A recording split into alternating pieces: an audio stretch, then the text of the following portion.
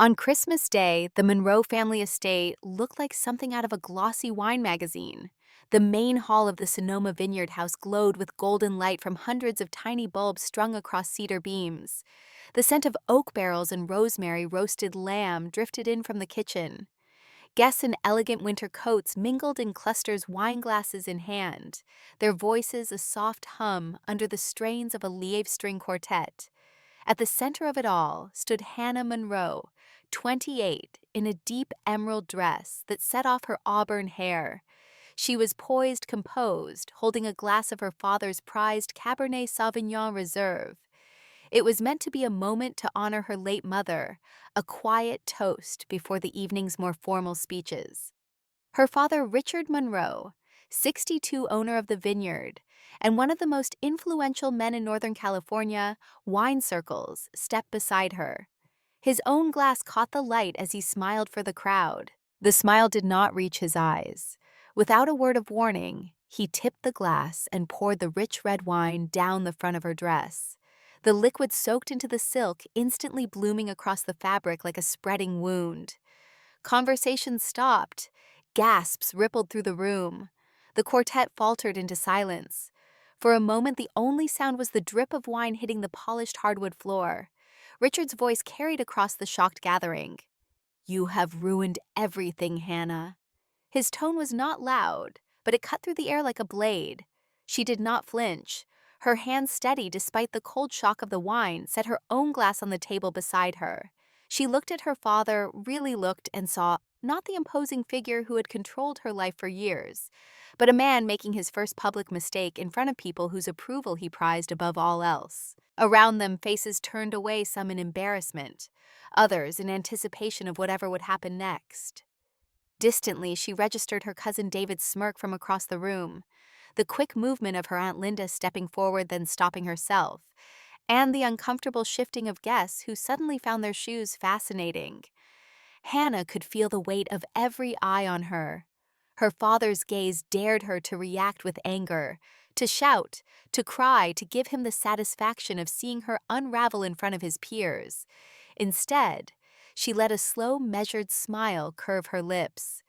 "Thank you," she said softly, but loud enough for the nearest tables to hear. "Thank you for making this so clear for everyone." Richard's expression flickered for the briefest second, confusion slipping through his mask of authority before the smug certainty returned. He believed the balance of power was still his. He believed public humiliation would remind her of her place. What he did not know was that Hannah had already seen the changes to his will, that he had tried to keep hidden, already spoken to a lawyer who had explained exactly how to challenge the control he had over her future, already begun collecting the quiet whispers of discontent from those he had wronged. He thought this was the end of her influence. She knew it was the beginning of his unraveling. Around them, the hum of conversation tentatively resumed, though quieter now, more fragmented, charged with the awareness that something irrevocable had just happened. A photographer from the local paper hired to capture the holiday celebration lowered her camera, but not before snapping one final shot that would later circulate far beyond Sonoma's wine country. Hannah picked up a linen napkin from the nearest table, blotting at the dress, in a gesture that was more symbolic than practical. The deep red stain had already set. She looked down at it for a moment, then back at her father. "Merry Christmas," she said, her voice calm and level. It was not a blessing. It was a declaration. Richard turned away first, a subtle but telling defeat. In that small victory, Hannah felt the first stirrings of something she had not allowed herself to feel in years: control. He thought he had poured wine to end her standing. In truth, he had poured the first drop in what would become a flood she would direct measure and unleash at the exact moment of her choosing. This game, she thought, is mine now. 2 weeks before that Christmas night, Hannah had been in her small apartment in downtown San Francisco, working on design sketches for a boutique hotel lobby, when the email from her father arrived. It was not an invitation so much as a summons. The subject line read, "Family Christmas, attendance required." The message was brief. No pleasantries, just a directive that all family members were expected at the annual Monroe Vineyard Christmas Gala. The words were heavy with the unspoken understanding that refusal was not an option. Hannah had long ago learned that in her father's world, events like this were about more than tradition. They were about optics control and reinforcing his authority. Richard Monroe had built his fortune not just on wine, but on the image of a flawless united family behind it. Over the years, that image had been maintained at all costs, even when the reality was fractured beyond repair. This year, the stakes were sharper. Rumors in the local business community suggested Richard was on the verge of selling 40% of Monroe Vineyards to a private equity firm from New York. Such a deal would shift the power structure of the company, and more importantly for Hannah, could legally alter the family trust in ways that would strip her of any influence or claim to her inheritance. Her Aunt Linda had quietly called her after hearing whispers from the accounting office. The new agreement would require the signatures of all direct heirs to finalize certain asset transfers. Richard's plan, Linda suspected, was to pressure Hannah into signing under the guise of a harmless update.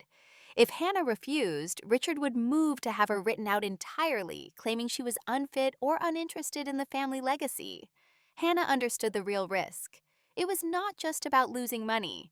It was about losing the last thread of leverage she had to protect herself. Her aunt and others tied to the vineyard who had suffered under Richard's domineering rule. If she allowed him to proceed unchecked, she would be cut off completely, both financially and symbolically. He would be free to rewrite history, painting her as the ungrateful daughter who walked away. That was why she had already reached out to Marianne Keller, a respected attorney, known for handling complex inheritance disputes. In their first meeting at a quiet corner table of a downtown cafe, Marianne had listened without interrupting, her sharp eyes taking in every detail. "You need to understand," she had said finally, "that this is not a negotiation. If you want to keep him from closing you out, you will have to treat this like a chess game, not a family disagreement. Every move must be deliberate, every piece of evidence documented." Hannah had left that meeting with a legal pad full of instructions and a new clarity about what she was walking into. The Christmas gala would not just be a social obligation. It would be the opening move in a battle that could take months, maybe years to resolve. She knew her father would use the gathering to gauge her loyalty in front of his peers. He would watch for any hint of defiance, and she knew he would not hesitate to punish her in ways both public and private if she stepped out of line. That was the cost of growing up under Richard Monroe's roof. He had once told her when she was 15 and dared to challenge him about a business decision. In this family, loyalty is rewarded. Disloyalty is erased. 2 weeks out from Christmas, with that email still open on her laptop, Hannah stared at those words in her memory and decided she would no longer be intimidated by them. If disloyalty meant refusing to be controlled, then she would embrace it fully. And she would not just defend herself. She would turn the rules of his game against him, one calculated step at a time. Hannah's earliest memories of her father were a mix of grandeur and tension. Richard Monroe was a man who commanded every room he entered, not through warmth, but through an unspoken threat that no one quite dared to challenge. As a child, she had adored him in the way children often do when they do not yet understand the cost of such admiration. He would lift her onto his shoulders during harvest season so she could see the rows of grapes stretching endlessly toward the horizon, promising that one day all of this will be yours. But the promises had strings. When her mother Evelyn was still alive, she had acted as a buffer between Richard's temper and their daughter. Evelyn had a quiet strength, the ability to soften his hard edges, or at least redirect them. That ended when Evelyn died of ovarian cancer when Hannah was 14. The night after the funeral, Richard had sat her down at the long dining table and told her that from now on she would need to step up. There was no comforting hand on her shoulder, no reassurance. Instead, he laid out expectations: how she should dress, how she should speak, which subjects she should study in school, all designed to mold her into the image of the Monroe heir he wanted. At first, she tried. She went to the vineyard's promotional events, smiled for photographs, memorized talking points about the family business. But no matter what she did, it was never enough. If she stumbled over a detail about fermentation during an interview, he would scold her for making the family look foolish. If she wore something he considered too modern or casual, he would remark on how her mother would have been embarrassed. Over the years, she noticed that his affection was conditional. Praise came only when she obeyed without question. Any assertion of independence was met with withdrawal of support, sometimes financial, sometimes emotional. At 17, when she announced she wanted to apply to an art and design program in San Francisco, Richard dismissed it as a hobby for people who didn't have real ambitions. "You have a vineyard to run," he told her. "You don't need to waste your time drawing pictures." She went anyway, with the help of her Aunt Linda, who dipped into her own savings to cover the tuition Richard refused to pay. Linda had been Evelyn's younger sister, a woman with kind eyes and a stubborn streak that allowed her to quietly resist Richard's dominance in ways no one else dared. She had taken Hannah in during her first year at the university, when Richard cut off her living expenses after a particularly heated argument. That year, Hannah learned the freedom of making her own choices, but also the fragility of the support system she had. Richard found ways to remind her he could still reach into her life.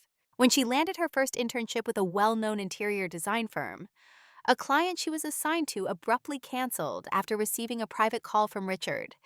The message was clear: "I can still pull the strings." The comparisons to her cousin David were another weapon in his arsenal. David, the golden boy, worked in the vineyard's operations, always in a tailored suit, always ready to echo Richard's opinions. He was paraded at industry events as the future of Monroe Vineyards. In private, he was condescending, reminding Hannah that she was wasting her education when she could be building something real. It wasn't just family events that were laced with control. Richard had influence over local banks' real estate deals, even the small businesses that supplied the vineyard.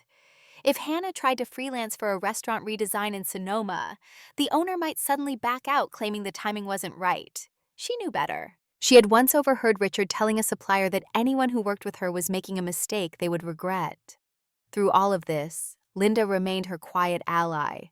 She would invite Hannah over for dinner, listen without judgment, and occasionally slip her documents she thought might be important, like the time she found an early draft of Richard's will tucked away in a filing cabinet, with Hannah's name still listed prominently. Over the years, the drafts changed. By the time Hannah was 25, Linda noticed her share shrinking in each version, until in the most recent copy she saw, it was barely mentioned. That was when Linda began urging her niece to be cautious, to keep records, to think strategically. The darkness in the family was not sudden. It had been growing for years, rooted in control, nurtured by fear, and protected by the illusion of unity Richard worked so hard to project. Hannah had learned to live with it, even navigate it. But she knew there would come a point where she would have to choose submit completely or fight back. When the email came that December, demanding her presence at the Christmas gala, she understood immediately that the choice was upon her. She could almost hear her mother's voice in the back of her mind, not telling her what to do, but reminding her of something Evelyn once said during a rare moment alone in the vineyard's library. "Love without respect is just possession." Sitting alone in her apartment, Hannah realized she had been possessed for too long. It was time to break free, no matter the cost. The tension began to sharpen in the days leading up to the gala.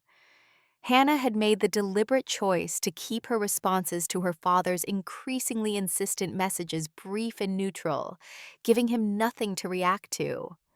Still, she could feel the undercurrent in every word he sent. He wanted her there not just for the family image, but for a transaction he did not want to put in writing. Linda confirmed as much when she called late one evening from her small cottage on the edge of the vineyard. Her voice was low, almost conspiratorial. "He is planning something at the gala, Hannah. I overheard him on the phone with David, telling him to have the paperwork ready in the study. He thinks if you're cornered in front of everyone, you'll sign without reading." Hannah leaned back in her chair, gripping the phone tighter. "Paperwork for what?" she asked, though she already suspected the answer. Linda hesitated. He called it a simple asset update, but the way he said it sounded final. It wasn't just Linda's warnings. A week before Christmas, David showed up unannounced at the design studio where Hannah was finalizing a project for a San Jose law office.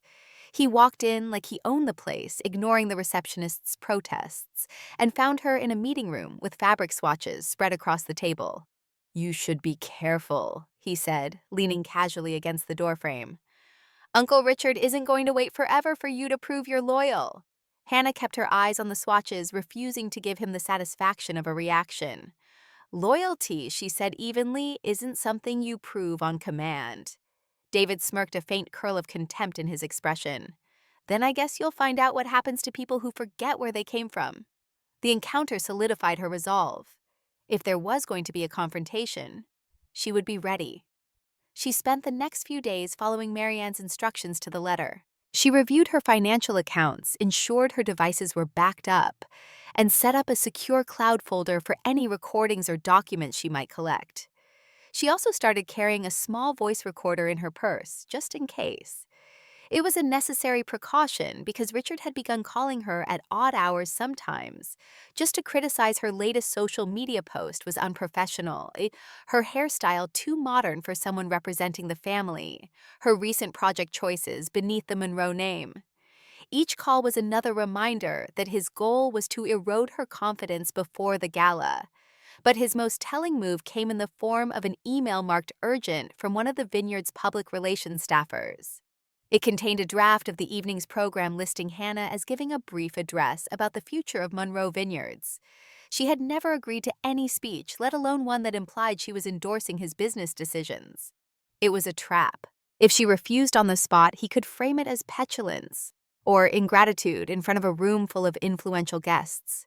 If she went along, her words could be twisted as support for whatever deal he was trying to push through. That night, Linda sent her a scan of a document she had found while helping one of the bookkeepers locate old tax files. It was a partially executed amendment to Richard's will, with Hannah's inheritance reduced to a token amount and the bulk redirected to David. The date on the document was only 2 months old. In the margin, in Richard's handwriting, was a note finalized after Christmas. Hannah stared at the scan for a long time. She felt the sting of betrayal. Yes, but there was also a kind of grim clarity. He had already decided to cut her out. The gala wasn't about deciding her future. It was about making her complicit in his decision by getting her signature somewhere on paper that could later be presented as agreement. She thought about ignoring the whole thing, refusing to attend, and letting him spin the narrative as he pleased. But Marianne's words came back to her. If you want to win, you need to be in the room when the move is made. You need to be there to counter it, to document it, to make sure there is no rewriting of the truth. So Hannah confirmed her attendance, sent back a polite reply to the PR staffer agreeing to the speech slot, and began rehearsing something very different from the script they expected. She chose her dress carefully elegant, but not ostentatious, something that said, confidence without apology. And she packed her small voice recorder alongside her phone charger and a discreetly labeled flash drive. By the time Christmas Eve arrived, the tension between father and daughter was no longer just an unspoken undercurrent. It was a live wire running between them, humming with the inevitability of a confrontation neither of them intended to avoid. The night of the Christmas gala unfolded like a carefully staged play, every element designed to impress the guests and reinforce the image of the Monroe family as the epitome of refinement and success. The driveway leading to the estate was lined with lanterns, their flickering light guiding a parade of luxury cars up to the grand front entrance. Staff in crisp black uniforms greeted each arrival, taking coats and offering glasses of sparkling wine before ushering them toward the main hall. Inside, the scent of cedar and mulled wine mingled with the rich aroma of roasted lamb and truffle canapes. The string quartet played softly from a raised platform, their music floating above the murmur of conversation and the occasional burst of laughter from the clusters of guests. Hannah arrived precisely at 7, neither early enough to appear overeager, nor late enough to draw unnecessary attention. She moved through the crowd with practiced ease, exchanging polite greetings with vineyard investors, local politicians, and a few of her father's more flamboyant friends from the wine industry. She kept her smile warm, but controlled her eyes, always aware of where Richard was in the room. He was working the crowd, like the seasoned performer he was, a glass of his reserve Cabernet in hand, his laughter pitched just loud enough to carry across the hall. He didn't acknowledge her immediately, but she felt his gaze follow her as she made her way to the long dining table at the center of the room. The place settings gleamed under the chandelier light, each arrangement a meticulous display of crystal silver and bone china. The evening proceeded smoothly for the first hour. Guests admired the decorations, sampled new vintages, and posed for photographs in front of the massive Christmas tree. But Hannah could feel the tension tightening as the moment for the speeches approached. She excused herself from a conversation with a local gallery owner and slipped into the powder room, taking out her voice recorder to check that it was functioning. Satisfied, she returned to the main hall just as the quartet's music softened into a gentle pause. Richard had taken his place at the head of the table, his presence commanding immediate silence. "Ladies and gentlemen," he began, "I want to thank you all for joining us tonight to celebrate not only the season, but the future of Monroe Vineyards." His voice was smooth, confident, the kind of tone that had closed countless deals. As he spoke about tradition growth and the importance of family, Hannah could feel the eyes of the guests turning toward her. "And now I'd like my daughter Hannah to say a few words," he announced, gesturing for her to stand. She rose slowly, feeling the weight of the moment settle over her. The speech she had prepared was brief, heartfelt, and entirely her own. She spoke of her mother, Evelyn, of the values she had instilled: integrity, kindness, the belief that success meant nothing if it came at the expense of one's principles. She spoke of the vineyard not as an empire to be controlled, but as a legacy to be shared. She did not mention her father's name once. The silence that followed was thick, expectant. Richard's smile had frozen at the edges. He stepped closer to her, his voice low but audible to the nearest guests. "Is that all? You have nothing to say about the family that gave you everything?" Hannah met his gaze evenly. "I've already said everything that matters." The air between them crackled, and then in a movement so swift it took even her a moment to register. He tipped his glass and poured the deep red wine down the front of her dress. The shock of the cold liquid was immediate, seeping through the silk to her skin. Gasps erupted around the table. The quartet stopped playing. Somewhere to her left, a fork clattered onto a plate. Hannah didn't move for a heartbeat. She let the moment hang, the stain spreading across her dress like a deliberate mark. Then she set her own glass on the table with deliberate care, reached for a linen napkin, and blotted at the fabric as though the act were simply another part of the evening's program. "Thank you," she said clearly, her voice cutting through the murmurs. "Thank you for showing everyone exactly what I've known for years." A ripple of shock moved through the room. Richard's expression flickered: confusion, then anger, then something colder. "You've ruined everything," he said, his voice low but sharp enough to draw more attention. Hannah's lips curved into a faint smile. "No," she replied. "This is just the beginning." She turned away from him, scanning the faces around the table. Some guests looked down, unwilling to be caught watching. Others stared openly, their curiosity outweighing their discomfort. In that moment, she knew the image of the perfect Monroe family had cracked, and there was no repairing it. Richard's control over the narrative had slipped. The rest of the dinner passed in a strained quiet. Conversation resumed in pockets, but the energy had shifted. Hannah could feel it in the glances, the whispers, the way people avoided looking directly at her father. She kept her composure, eating sparingly, sipping water instead of wine. When the plates were cleared and the guests began to drift toward the lounge for after-dinner drinks, she excused herself to the powder room again. She locked the door, checked the recorder, it had captured every word of their exchange, and allowed herself a single deep breath before stepping back out. If Richard thought the humiliation would silence her, he had miscalculated. All he had done was give her the first piece of undeniable public evidence of his true nature, and she intended to use it. By the next morning, word of the incident had begun to seep beyond the walls of the estate. In Sonoma's tight-knit business community, whispers traveled faster than the scent of fermenting grapes in autumn. A former client texted Hannah a link to a blurry cell phone video showing Richard tipping his glass over her dress, the image already circulating in a local Facebook group.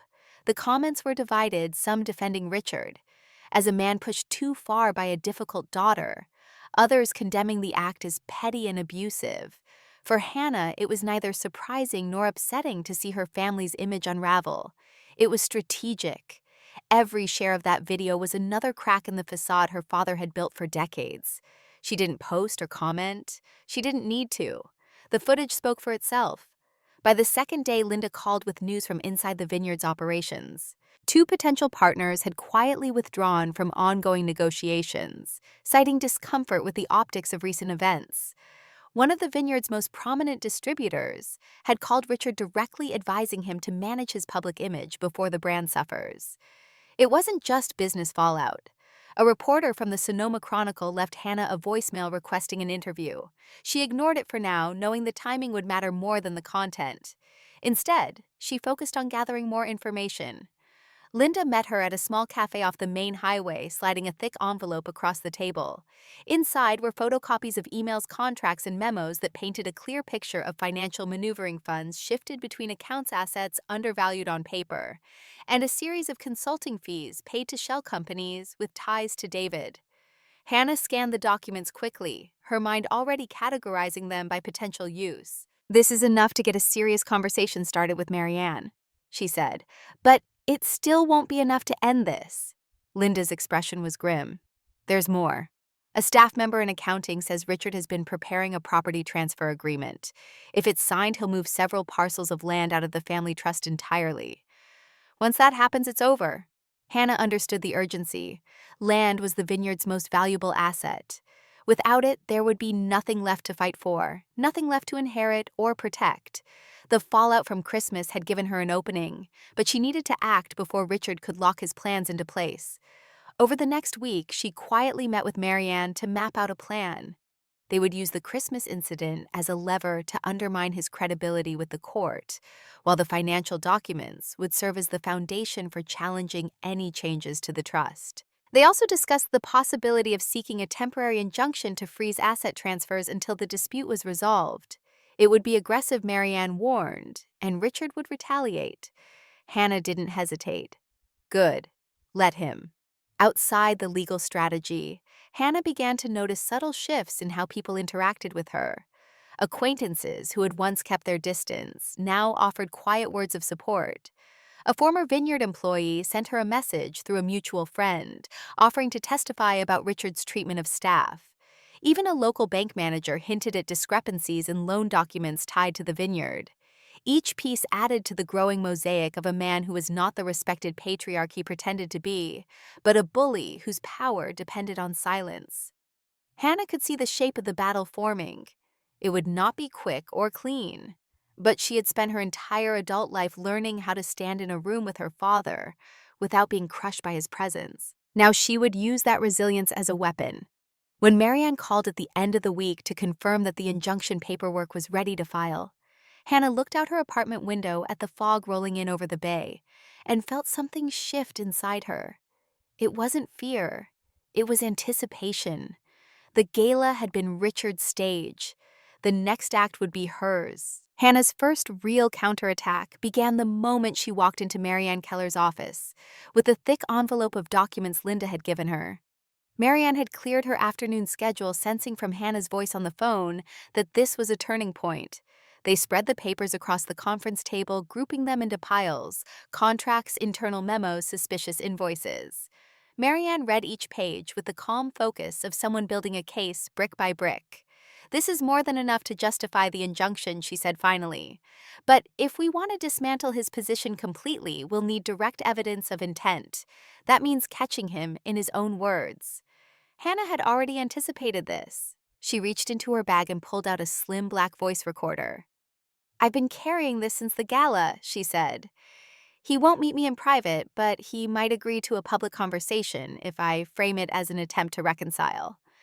Marianne's mouth curved in approval. "If you can get him to admit what he's doing, that will be invaluable. Just remember, no leading questions. Let him walk himself into it." 2 days later, Hannah sent Richard a brief text. "I think we should talk. No lawyers. Just us." He replied within the hour with a location, an upscale cafe in downtown Sonoma, a place with just enough privacy to talk, but public enough to keep up appearances. Hannah arrived early, securing a table in a corner, where her small recorder could rest unnoticed between the sugar packets and the salt shaker. Richard entered exactly on time, impeccably dressed, the faint scent of his cologne preceding him. For the first few minutes, their conversation was civil, almost cordial. He asked about her work, commented on a recent magazine feature that mentioned her design projects. but the warmth was thin, a veneer over the calculation she knew was operating beneath. She waited until their coffee arrived before shifting the conversation. "I saw the amendment to your will," she said, keeping her voice steady. His eyes flickered, but his tone remained casual. "You shouldn't be going through things that aren't yours." "So it's true." He shrugged. "Things change. You've made it clear you're not interested in the vineyard, so why would I burden you with it?" "That's not your decision to make," she said. His smile tightened. "Everything in this family is my decision to make." And there it was, arrogance unguarded. She kept him talking, steering the conversation toward the land transfers and the upcoming deal with the private equity firm. He spoke freely, confident she couldn't touch him, even hinting that signing certain papers at the gala would have avoided all this unpleasantness. When he left, she let him walk away, believing he had reasserted control. In truth, she walked out with 40 minutes of recorded conversation that Marianne later described as a gift from the legal gods. With that recording, the injunction was filed and granted within 48 hours. Richard's ability to move assets was frozen pending review, a fact that hit the local business pages within a day. He responded with predictable fury, calling Hannah's actions a betrayal in a statement to the press. But the more he spoke, the more he revealed, and every angry outburst only strengthened her position. Behind the scenes, she built her coalition. Linda provided sworn statements about the documents she had found. 2 former employees came forward with accounts of financial irregularities and verbal abuse. The bank manager who had hinted at loan discrepancies met with Marianne and confirmed that several signatures on recent documents did not match Richard's known handwriting. Hannah also prepared her own public move.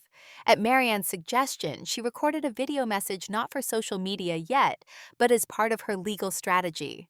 In it, she explained her actions, detailed her history with her father, and laid out her reasons for challenging his control. She spoke calmly without malice, focusing on principles rather than personal attacks. If the video was ever played in court, Marianne said it would serve as a clear demonstration of Hannah's credibility and composure. The more evidence they compiled, the more Hannah realized this was no longer just about protecting her inheritance. It was about dismantling a system of control that had shaped her life for too long. Richard had always believed he could operate without consequences, that his influence would shield him. Now, for the first time, he was facing someone who knew his methods intimately and had no intention of backing down. The final step in her plan was to ensure that when the court date came, she wouldn't just be reacting, she would be on the offensive. Marianne arranged for a forensic accountant to review the vineyard's books, uncovering a pattern of money being funneled into personal accounts through inflated consulting expenses. Each finding was another nail in the coffin of Richard's credibility. By the time the preliminary hearing was scheduled, Hannah's file was thick enough to make even the judge take notice.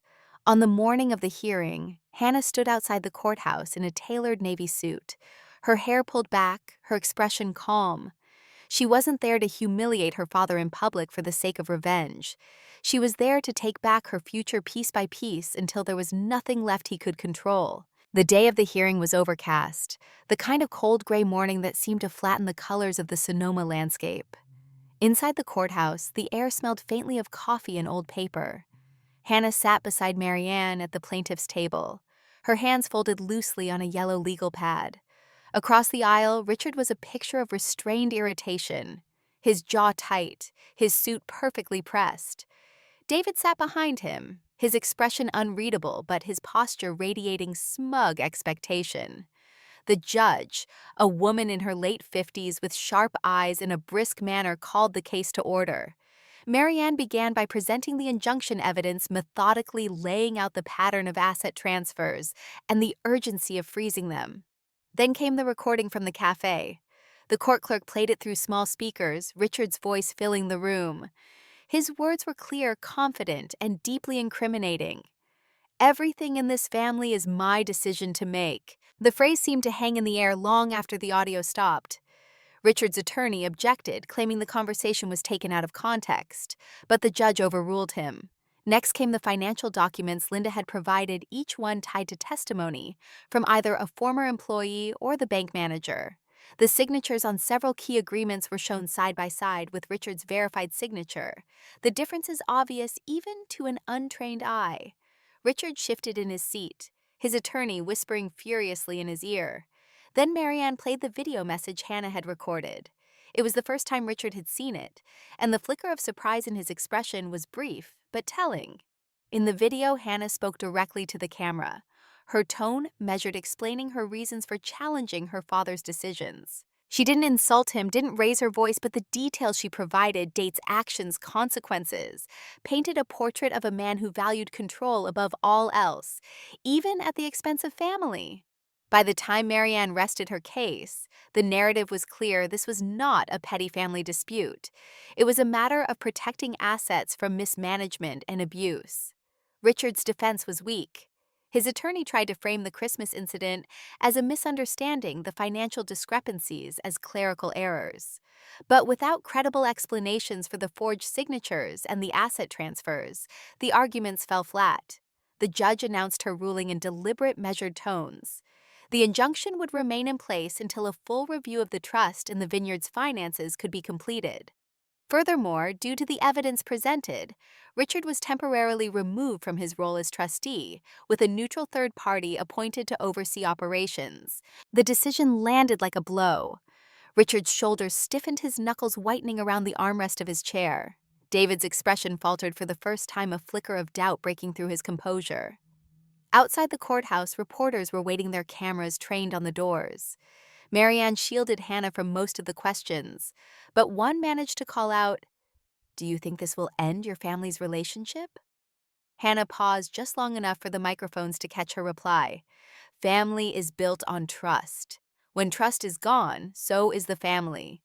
That night, Hannah sat in her apartment, the official court documents spread across her kitchen table. The victory was significant. Richard had lost control of the vineyard for the first time in decades, but she knew it wasn't over. The full review could uncover more, and he would fight to regain his position. Still, for the first time in years, the balance of power had shifted. He was no longer untouchable, and she was no longer the daughter who could be silenced with a threat or a withheld check. She thought of the Christmas gala the moment the wine had hit her dress. It had been meant to humiliate her, to remind her of her place. Instead, it had become the moment she stepped out of the place he had built for her and into her own. In the weeks that followed the hearing, Hannah began to rebuild her life on her own terms. With Richard removed as trustee, the vineyard's operations fell under the management of a court-appointed administrator who had no interest in family politics. It was a relief to know that for now the land and assets were secure from sudden transfers or backroom deals. Hannah poured her energy into her design business, taking on projects she had once declined out of fear of her father's interference. A boutique hotel in Mendocino hired her to redesign its lobby, and Suites impressed not only by her portfolio, but by the poise she had shown during her very public family dispute. For the first time, she could sign a contract without wondering if a phone call from Richard would scare the client away. Linda became her unofficial business manager, handling budgets and schedules with the same meticulous care she had once used to navigate life under her brother-in-law's shadow. Hannah insisted on paying her a proper salary, something Linda resisted until Hannah reminded her that accepting fair compensation was part of valuing herself after years of being diminished. Outside of work, Hannah began to say yes to invitations she would have once declined. She spoke at a Women in Business luncheon in San Francisco, sharing her experience of breaking free from an oppressive family dynamic while protecting her legal rights. She didn't name Richard, but her story resonated with the audience, drawing nods and quiet tears from women who saw their own struggles reflected in hers. Afterward, several approached her with their own stories, seeking advice on how to protect themselves and their livelihoods. These conversations solidified something Hannah had felt brewing since the gala. Her fight was not just personal.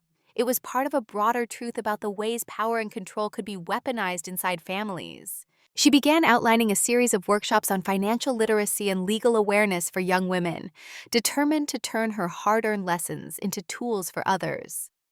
Though Richard made no direct contact, she occasionally heard about his attempts to rally allies in the community, painting himself as a victim of betrayal. But the tide had shifted. The same people who once nodded along to his narrative now hesitated, their trust in him shaken by the courtroom evidence. Even David had grown quieter, perhaps realizing that aligning himself too closely with his uncle's fight could damage his own ambitions. On a clear afternoon in late February, Hannah stood on the balcony of her apartment watching the sun sink toward the bay. She thought about the girl she had been a year ago, careful, hesitant, constantly calculating how her actions might be used against her. That girl was gone. In her place was a woman who understood that independence came with risks, but also with a kind of peace she had never known. She still had legal battles ahead, and she knew Richard would not accept defeat easily. But she no longer felt like she was merely defending herself. She was building something lasting, rooted in her own choices, not in the legacy someone else tried to impose on her, and that she realized was worth more than any inheritance he could take away. The following Christmas arrived with none of the tension that had haunted the year before. Hannah hosted a gathering at her new design studio, a converted warehouse with high windows that let in the soft winter light. The space was warm with the scent of cinnamon and pine, decorated not for show, but for comfort. Garlands draped along reclaimed wood shelves, mismatched chairs pulled around a long table she had designed herself. Her guests were a mix of friends, clients who had become confidants, and the small circle she now called family. Linda moved easily among them, refilling cups and telling stories that made people laugh. A pair of local artists she had collaborated with brought handmade ornaments as gifts. The conversation flowed without the careful pauses or glances over shoulders that had once marked every family event. When it came time for dinner, Hannah stood at the head of the table looking at the faces around her. A year ago, she had stood in a very different room, wearing a dress stained with wine, surrounded by people who saw her as either a pawn or a threat. Tonight she was surrounded by choice, by people who respected her, not because of her last name, but because of who she was. She raised her glass not of wine, but of sparkling cider, and spoke simply. Last year taught me that family isn't about blood. It's about the people who choose to stand with you when standing with you costs something. That's what we have here, and I'm grateful.